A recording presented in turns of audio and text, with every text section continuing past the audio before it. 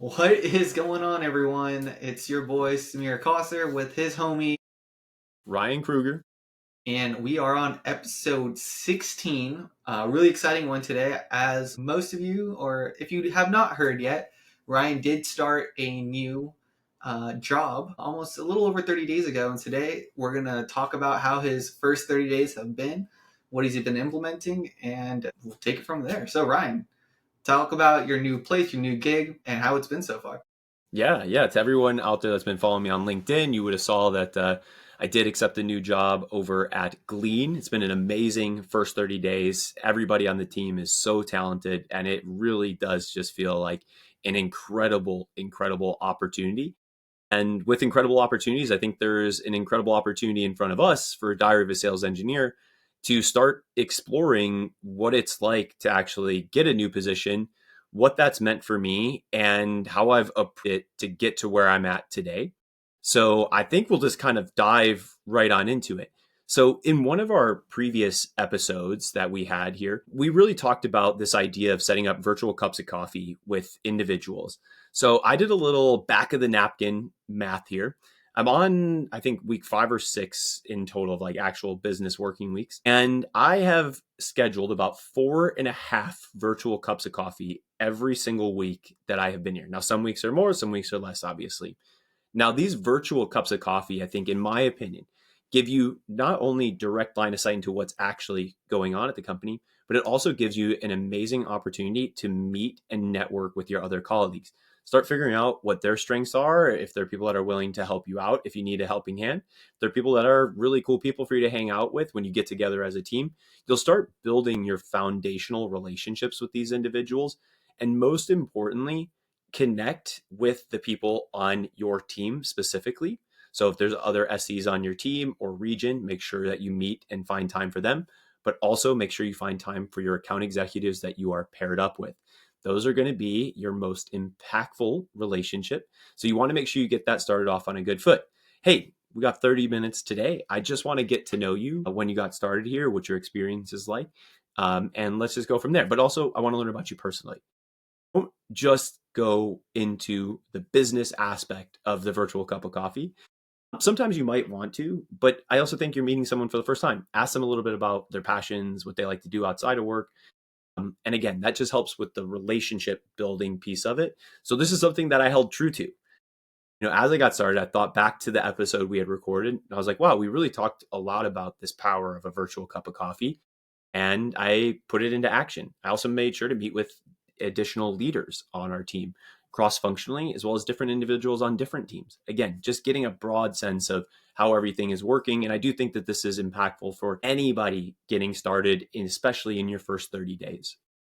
So when you are, reaching out to folks, did you say something different each time? Did you have almost like a script on Slack that you're like, "Hey, I just started. My name's Ryan. Blah blah blah. Like, really want to like." How did you actually, give the audience, maybe something that they can almost copy paste to go and make this ask? Because it can be a little uncomfortable. All right, Samir. Fine. You caught me red-handed. Of course, I had a little script. Okay, I just copy pasted, changed some names out. Every once in a while, I would tailor it a little bit so that way I'd feel less guilty. But at the end of the day, it really is just the same message going out each time. Hey, I'm Ryan. I'm new to the company. I heard through the grapevine you're somebody amazing to meet with. I threw some time on your calendar. I know that you're busy, but please let me know if this time doesn't work or there's a better time for us to meet. I'd love to get to know you and just learn a little bit more.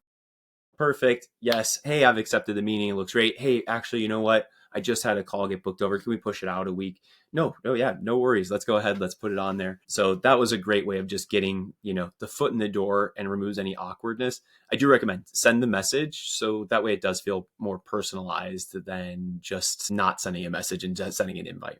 Yeah, that's super interesting that you decided to send the invite like prior to almost asking permission. I guess what was the what was the rationale of setting the invite, putting time on the calendar, and then coming around and be like, hey, with the Slack message instead of being like, hey, are you same thing? Are you available this time to this time on this day? Conversion rates, man. Come on. Look, I have insight into everyone's calendar, so I can see the times that they're ultimately available. And so don't get me wrong, there's always a good aspect of saying, hey, do you mind if I put some time on your calendar? But you can just approach it as, hey, I threw some time. Hopefully that works for you. If it doesn't, let's make sure to move it around. But I do find that it's more of a like, oh, wow, this person really wants to get to know me. They're not wasting my time with one message for me to respond back and just say, yeah, of course, that's okay.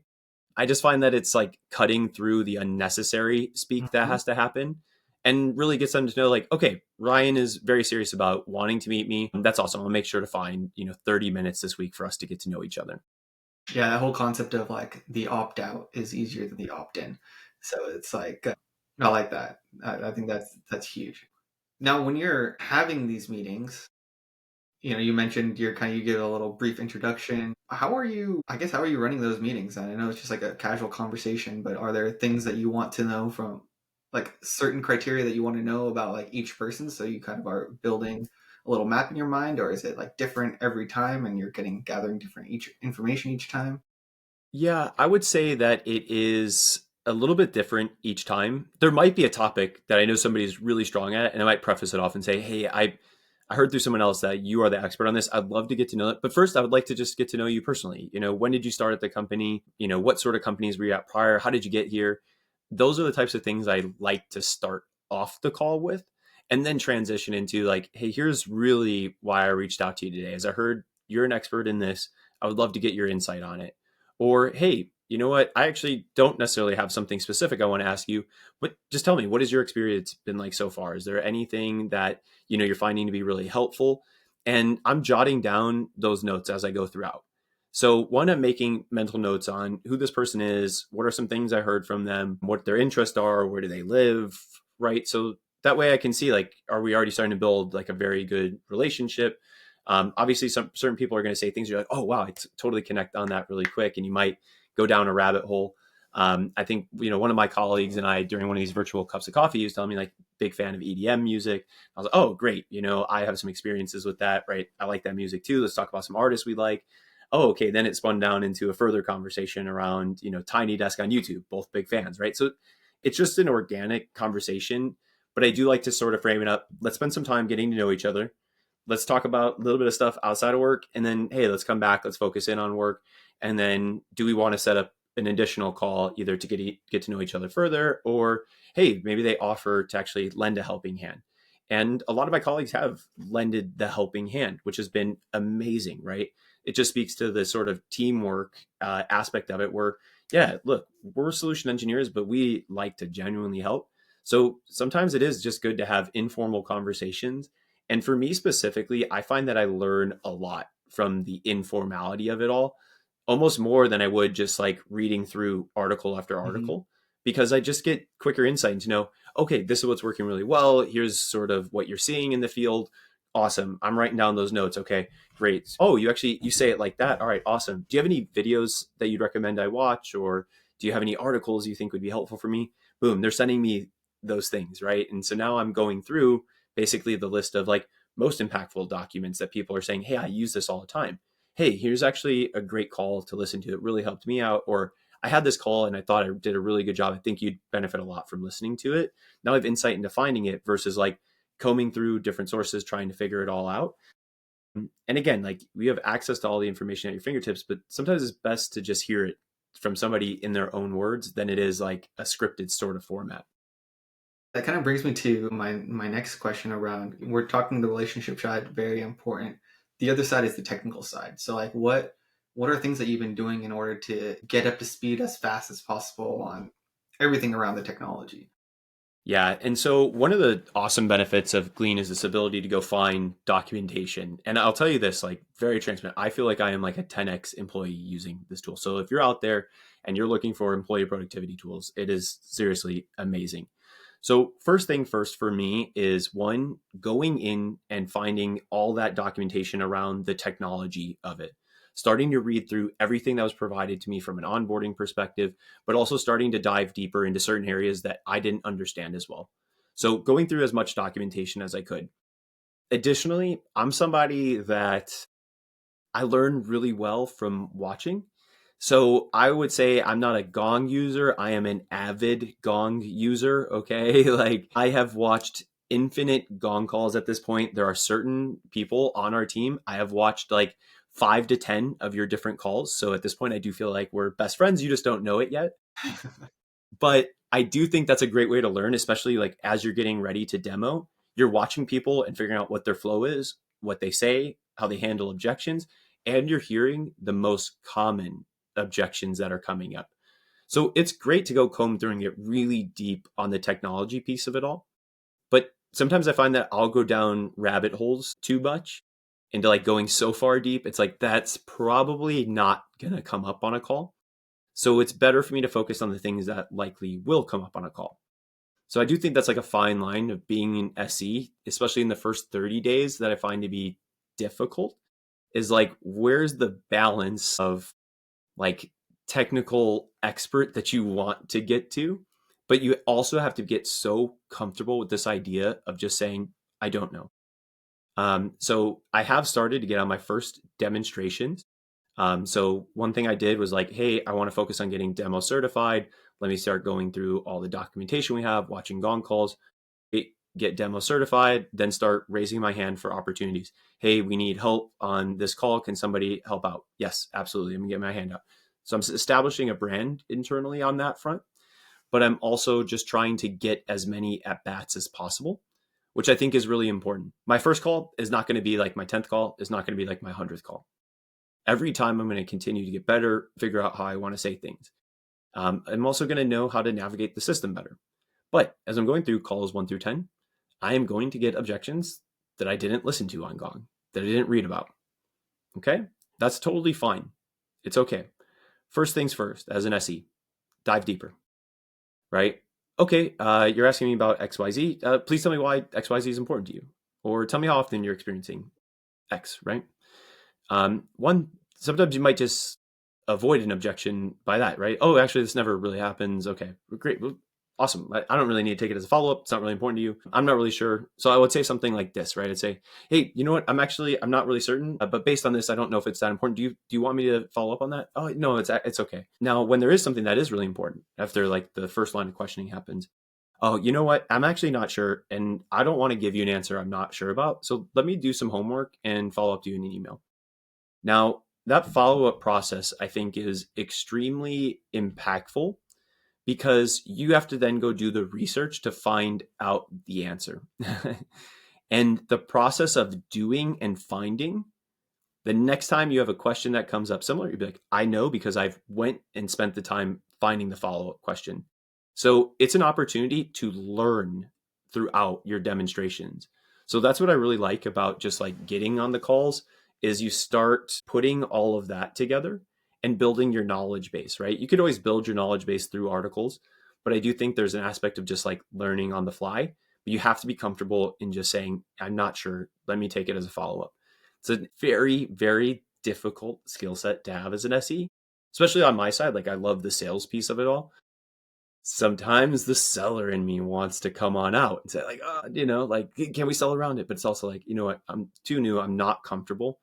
And if I'm not comfortable, I can't give them an answer I'm not comfortable with, right? Then I'm starting to fall into really bad traps. So I do think it is important just to get comfortable with that idea of just saying, hey, let me spend some time after this call. Now, when I do take something as a follow up, I have like a pretty strict belief on you should have a follow up answer within 24 to 48 hours. I think that is just like super standard stuff. I don't think you need to send it 5 minutes after the meeting. Like if it requires you to do some work, go do the work to get the right answer. Don't give them an answer that's not correct. Spend time. It's okay. 24 hours. I think most people are okay with that. I think 48 hours, if it's a really tough question or objection that you're still trying to find out, that's fine too. But I would always recommend if you can, 24 hours, like keep it strict and say, hey, we finished this call at 4 o'clock p.m. Central time. I would like to get that answer to them tomorrow by noon Central. That way you just hold true on it. You get them an answer very quickly. You've done your work, but book the time off to do so. Yeah. And if you can't get it that quickly, following up, letting them know that you're still working on it. I think it's important that otherwise they might be like, oh, just even forget about that follow up item that was important. And the worst thing that could happen that you wouldn't want to happen is the prospect reaches out and be like, oh, hey, we still had that question, were you able to get an answer? That's when you've like dropped the ball a little bit. So getting ahead of it, even if it's taking time, always being like, hey, still working on getting the answer for XYZ. We've been chatting with our product team, and we're well, we haven't forgotten something. It can just be very easy acknowledgement. On that front, you reminded me of something we haven't even touched base on yet. Okay. And this is something that I have done a lot of, especially with my sellers. So, all of the AEs that I'm working with, something that I've done is over communicate. If you are early on into your tenure at a new company, the best thing you can do is over communicate. Hey, look, we had these follow up questions. I'll get them to you. Hey, there's the list of them.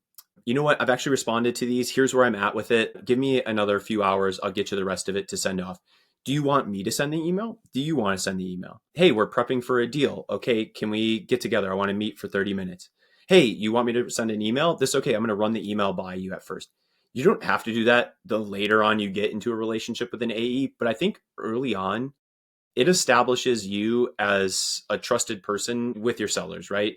It lets them know that this is a relationship I care a lot about. And I'm showing you that by saying, let's make sure we work together. Eventually, we'll get comfortable to the point where, like, I'll know you're okay with me sending an email, or you know that I'm going to follow up. You don't need to reach out, but I'll let them know. And so I do this process of over communicating, like almost annoyingly, to a certain degree, because I do think that it helps just build a very trustful foundation between you right away. Say, all right, I'm working with Ryan. I know he's very serious about making sure that everything is delivered in a specific manner, but Ryan's also very helpful for me in making sure that we never miss out on something. So he's communicating with me. If I'm thinking there's an email that's going to be sent out, I know he's got it by tomorrow morning. I just like to do that process. I'm not sure if you have any other experience that you think might be helpful here. No, I think it's huge, especially like working remotely. You have to do this even like more extra. Back in the office, you could be having the water cooler conversation about a deal and be passing information that way, but we don't have those type of asynchronous interactions that we would run into our AE, just in the hall and be like, oh yeah, by the way, XYZ customer, I'm working on blah blah blah, and have those small little updates.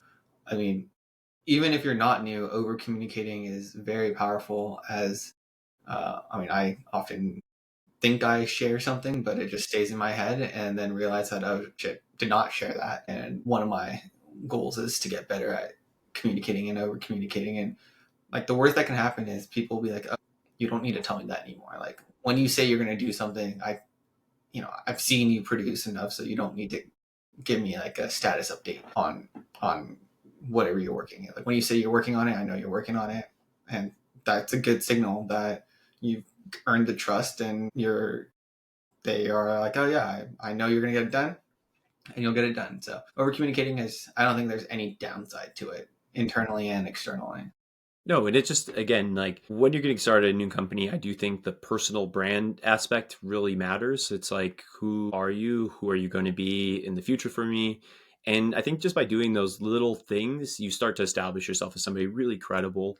Mm-hmm. And to your point, you've established trust or you're establishing trust. Let's actually take a step back. Right now, you're in the infancy stage of all your relationships. Okay. At every core foundation of every relationship you've ever had, it has to start with trust. And once we establish trust, then the relationship builds and grows. And eventually, again, you say, hey, you know what? I'm following up on this. Hey, right, I know you're following up on it. You don't gotta like give me a status update and tell me exactly when it's coming. I know. I know that you always respond in 24 hours. So no worries. I know you got to it tomorrow morning, right? I saw your schedule. It's crazy. I don't expect you to do it today. I know you'll get to it tomorrow morning. But that's the sort of stuff that I think is one way to really differentiate yourself early on at a company. But I also think it's one way to really differentiate yourself with your reps. They're probably not accustomed to working with SEs like that, right? That are really taking the time to get to know them, but to also like very much support them every step along the way. And again, I think the better we work with our AE counterparts, the more successful that will be. Also find out too about their personality. Like, hey, how do you like to prospect or how do you work internally? I think those are all fair questions to just start getting out of the way and saying, hey, would you mind? Like, I know you have an account list. You want to go over it and see if I've maybe worked with any companies similar. I can give you some insight. I like learning about those things. I don't think you have to do those sort of things with your reps, but if you want to, there's nothing stopping you from doing so. Yeah, no, very very much true. I don't. I would just second everything that you just said. I think it also helps keep the reps at ease. I feel like reps are, I don't want to say naturally anxious, but like there's a lot of anxiety around, hitting quota and like continuing to move the deal forward. And each time we give them, we over communicate about action items or questions that we are planning to answer, it puts them a little bit at ease, which are just going to improve the relationship overall. The And next, yeah. feedback. Early on in the relationship, if things aren't working, tell the person, I don't think this is working this way, or I notice you said this that's actually not true, or hey, I'm also new. If you hear something from me, I expect you to tell me. I don't want you to tell me. I expect you to say, hey, Ryan, you know what? We were on that call. A question came up. You responded to it and kind of stepped over me. I would really appreciate if you didn't do that. I don't take any offense to that, right? I want us to know exactly how to work well with each other. That starts at that one on one feedback. I know we've discussed that on this show, but it is so Mm-hmm. important that we could almost talk about it every single show because I want feedback from my AE counterparts. I want feedback from the sales manager. I want feedback from my SE teammates. I want it from my SE manager. I want it from everybody at the company because I want to get better at this thing. I'm not taking the feedback and thinking it's like a direct attack on me. I'm taking the feedback and saying there's ways for me to improve on the way I do a demo. And you should always be iterating on it. Like I said, the demo I gave on day 1 is not the demo on day 10, is not demo 100. In demo 100 shouldn't be the same way that demo 400 looks either. Mm-hmm. You should be constantly iterating on it. There will be things that work really well, and you should stick to the things that you know work really well. But if there's ever areas that you're uncertain about, you should be trying new stuff out, letting the creative, mentality flow. Yeah. Speaking of demos, like how did you get demo ready? Like I don't know if you're demo certified yet, but if you're going on customer calls, I'm assuming you have something. So like walk through that process of, we talked about learning the technology. Now the next step is actually presenting the technology. What was your process to doing that? Man, yeah, the stuff for getting demo ready to me, like first and foremost, starts on Gong, is watching what everybody else is doing and getting used to sort of what I would call like a gold standard flow. All right, I've watched 20 different Gong calls. I've noticed we start here, we go here, we say this, we do that, right? And so I start building out what my flow looks like based on that. Then I start iterating on what I want to say.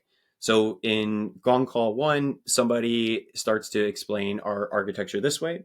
Gong Call 2, somebody explains it this way. How do I want to explain our architecture? All right, I like a little bit of what person 1 said. I like a little bit of what person 2 said. And the way I say it is kind of a mixture of both, but it's going to be my own flavor of saying it. Or I might actually say, way person 1 said it, I just love it. It's perfect. It resonates with me. It's authentic to me.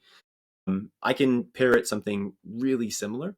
I do advise that you don't get in the habit of just trying to parrot what another SE says.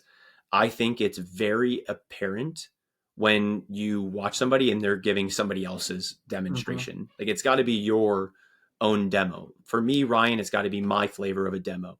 My flavor of a demo is upbeat. It's smiles, it's jokes, it's laughter, it's engagement. That's my thing.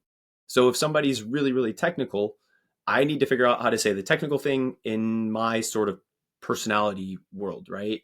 And figure out how I want to deliver it. And so that's important first and foremost is like get used to what the gold standard demo looks like. Practice, practice, practice. It was the first time in a while that I was actually doing dry runs. Okay. Like it had been a long, long time since I had done a dry run. I did numerous dry runs alone. And then I also tagged in some of the people I'd met for virtual cups of coffee. Hey, I have this demo certification coming up. It would be really awesome if you had some time to actually just sit through a call with me and watch and go through a dry run. Now, I've already met those people on a call. We've already established a relationship. Ryan, I would love to help out on your dry run. Of course. Yeah, let's get on one. Perfect. Go through some of those dry runs, get some feedback, get ready for the next call, get ready for the demo certification. That being said, as much as you prep for the demo certification, you are also going to get objections on the demo certification you aren't ready for. I definitely was like working through my demo certification, and there was a question brought up. I was like, "Oh yeah, I think that's it." And I want to take that as a follow up. I think we can, but let me come back. My instinct is saying I know I heard something very similar on a call.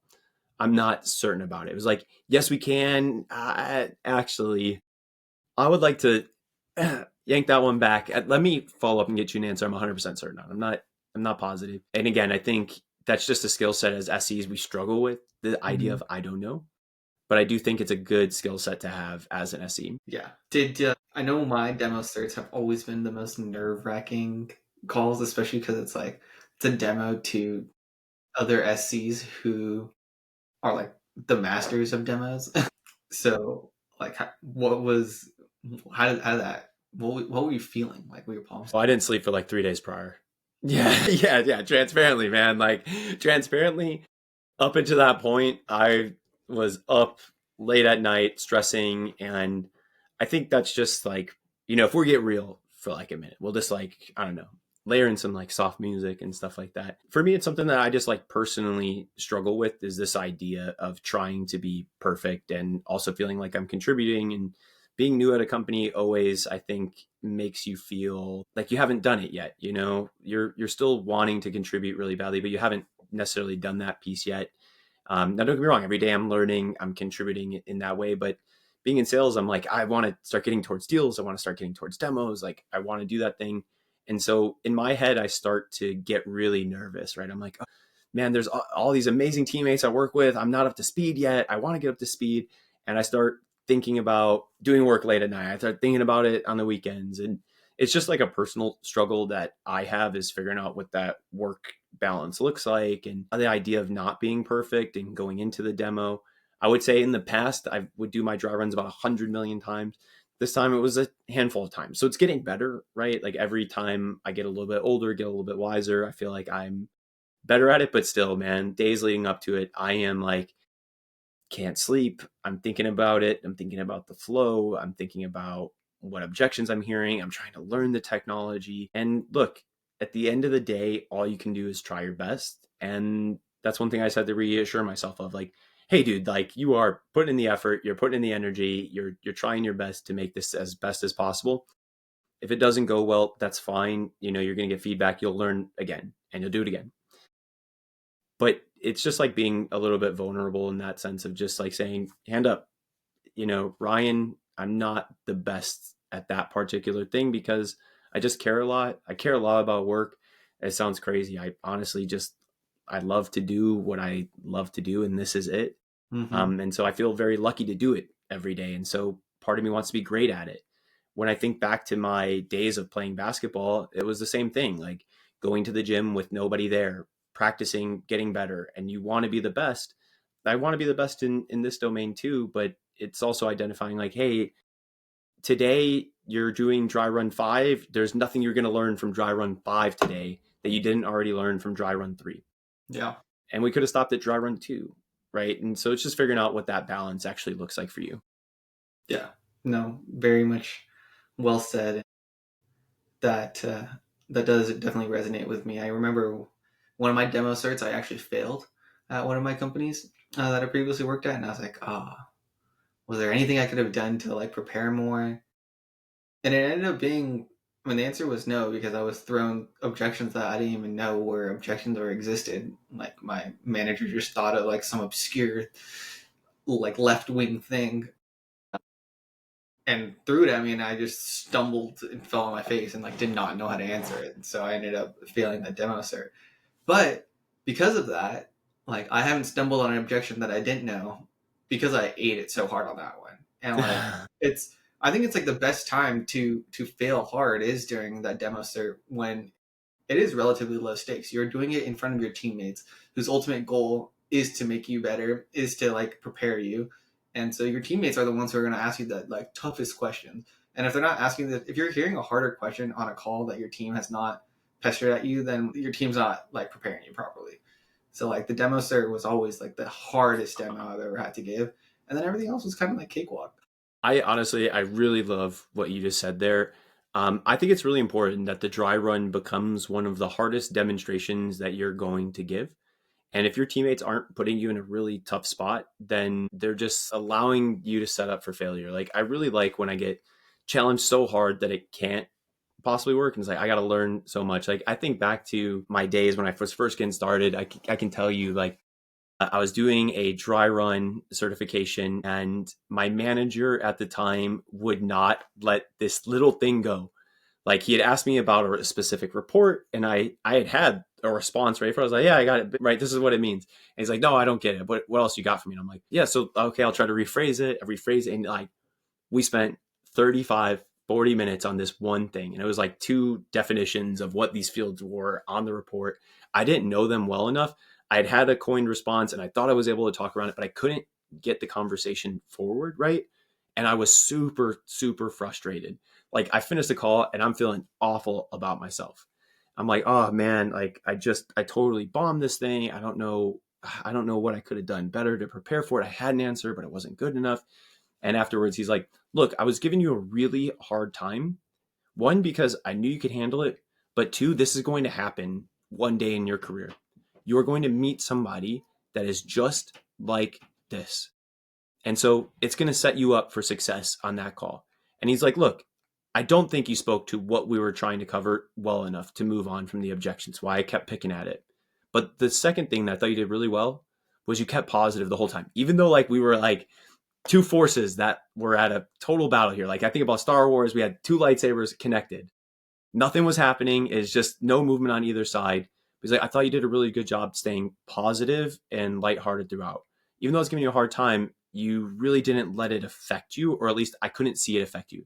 I didn't see body language change. I didn't see your tonality change. You didn't get frustrated or annoyed with me, which is how you want to be working with a prospect. So he's like, I think you did those things really well.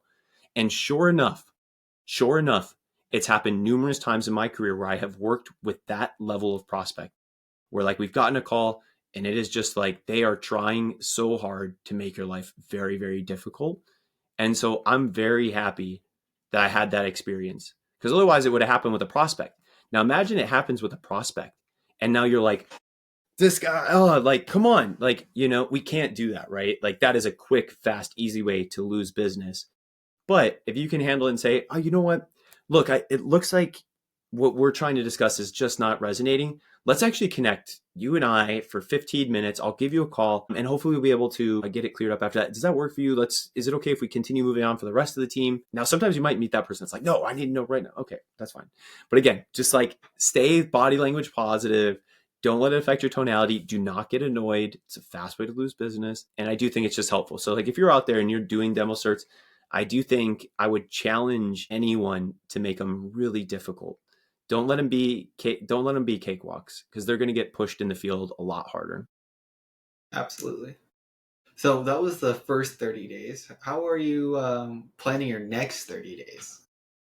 Next 30 days. Next 30 days. Well, look, man, I'm on calls now. I would say I would love to start winning some business. I know that's ambitious. It's very ambitious, but I would love for that to happen. So fingers crossed we can make some magic happen on that front. But the next 30 days, I would say, is continuing to get to know my teammates, continuing to learn my product domain expertise by getting deeper on the product than I have been. And the other part for the next 30 days is making my demonstration better than it was the first 30. I'm not going to let it get stagnant. I want to try to improve the demo flow as it exists today in the way that I say it, as well as the value that I bring to it. Right now, I feel like I'm scratching the surface when it comes to value. And I think that as SEs, the more experience you have talking to prospects, the more like you start to intuitively understand what the value actually is. And you say, oh, perfect. I know exactly how we're turning this into like really good value for you. Another area that I'd like to get deeper on is just like understanding who our customers are, why they selected us. There's a lot of stuff to try to cover in 30 days. I think that's like really difficult. And it's why that I would recommend that in the first 30, focus on the things that are most impactful to you. Likely the things that are going to be most impactful to you are like getting a base layer knowledge into the product itself. And the second piece is working towards becoming demo ready. Get your demo certification so that way you can start getting on first level calls or assisting other SEs as backup on calls, right? Shadowing, participating. And when you participate, if there is another SE that's leading the call, one, have a conversation with how that call is to be handled. Likely the SE that's in charge should just be handling the objections, but you should be sitting there answering the objections in your head. Okay, they asked this question. How would I handle it? Would I ask a follow-up question? Would I respond? Okay, here's my response. Then see how closely it matches to the person you're shadowing. Same thing you can do on Gong. I like that exercise too, is like almost pause it. What would I say? All right, here's how I respond. Okay, it was pretty close. It's a little bit different. But yeah, again, though, my point is that first 30 days, I would work on trying to do what you can to start adding value to the business, which is obviously becoming revenue generating. That's giving demonstrations. That's helping out as much as you can. So raising your hand, but you can't become an expert in 30 days. Yeah. I won't be an expert in 60 days. I won't be an expert in 90 days. Actually, 90 days, I might be like, feeling pretty good about my expertise, but still, I'm not going to be an expert. There's still so much knowledge to learn. I'd say like, a year in, you might become like a true quote unquote, like product domain expert on this stuff. But like, you have so much to learn. Don't try to learn it all overnight. Figure out what's going to be most impactful to you or the business. Help other people out when you can. And then use the next 60 days to start working on other things and improving your craft in this role. Yeah, I think if I would add one pro tip as you were talking about all of this, something that really helped me stand out was when I was shadowing calls, I would take really good notes and right as soon as the call ended, share those notes with the SC that I was shadowing. I can vouch this. I actually remember this when we worked together. You would send me these awesome, awesome notes afterwards. And it's hard. Like as an SE, I think it's like one of the hardest things we have to do is our ability to take our own notes on the call, but still lead the call and ask questions and jot down notes. I don't know. There is a tool out there, like no free ads, but what is it called? There's a notebook. It's like, okay, I know the name of the product. Probably not gonna say the name. I'll say the name. It's remarkable. If you want to sponsor the show, please sponsor the show. I've wanted to try one of these notebooks so badly because it syncs into your OneNote, which is how I do my notes. And like the way I do my notes is very bulleted style. I would love for them just to be like transcribed into my note taking tool. Right now, I do have another notebook. It's a wipeable notebook, eco-friendly, and it's wipeable. So I do write it down, but I have to make sure then to transcribe the notes into like my repository of stuff, which sometimes you're in back-to-back calls. Not that easy. But yeah, I would like to try this tool out, but it is incredibly, incredibly expensive for a notepad. So sponsor the show, guys. I think with that, it's any closing remarks on your 30 days so far? Any closing remarks on the first 30 days so far? I would say don't be afraid to ask for help and don't be afraid to find time with other people. Even if they're in leadership, put some time on their calendar. They want to get to know you too. There's people cross functionally. Make sure you send them a note. Don't be afraid to try to just be your normal everyday work self. I think I struggle with that a little bit. It's just like, okay, I'm coming in. Like I can't be this like crazy guy on these demos. At the end of the day, that's my thing, right? It's like that's my personality. I want to let my personality shine. So I got to be authentic on these calls and just tell people like, hey, that's authentic me on these calls. Like, if you don't like it, all right, great. Let's go to the drawing board here. But don't be afraid to just be yourself and to ask for help. Help's always given to people who ask at Hogwarts. I was about to say there's a lot of good. Dumbledore's got a lot of great lines, so we'll probably quote him some more. I'm a nerd. I know like I've watched Harry Potter, no joke, probably 20 times through all 7 episodes. Every Halloween, I want to watch Harry Potter. I don't know, it drives my wife insane. But yes, I will start pulling out more Harry Potter quotes. As soon as Halloween passes, that's when we start the 7, and we usually are done by the new year. So I like to start in Halloween. Okay, episode one.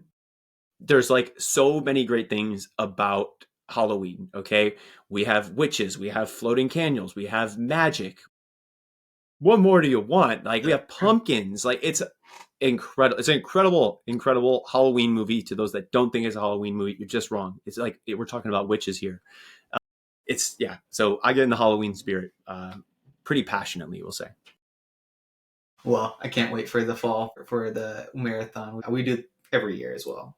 And then even this year when we were in London, we went and saw all the places they filmed Harry Potter and did a whole Harry Potter walk. You went? Man, I am you. I was supposed to go when I was in London, but a flight got delayed and we missed out by like a few hours. Like honestly, I'd say like a few hours we missed out. Like a connecting flight, I had to wait for my bag. My bag took forever. Like couldn't get on the train fast enough. It was absolutely heartbreaking to miss it. So I do have dreams of going back and going to Harry Potter World. We'll make it happen one day.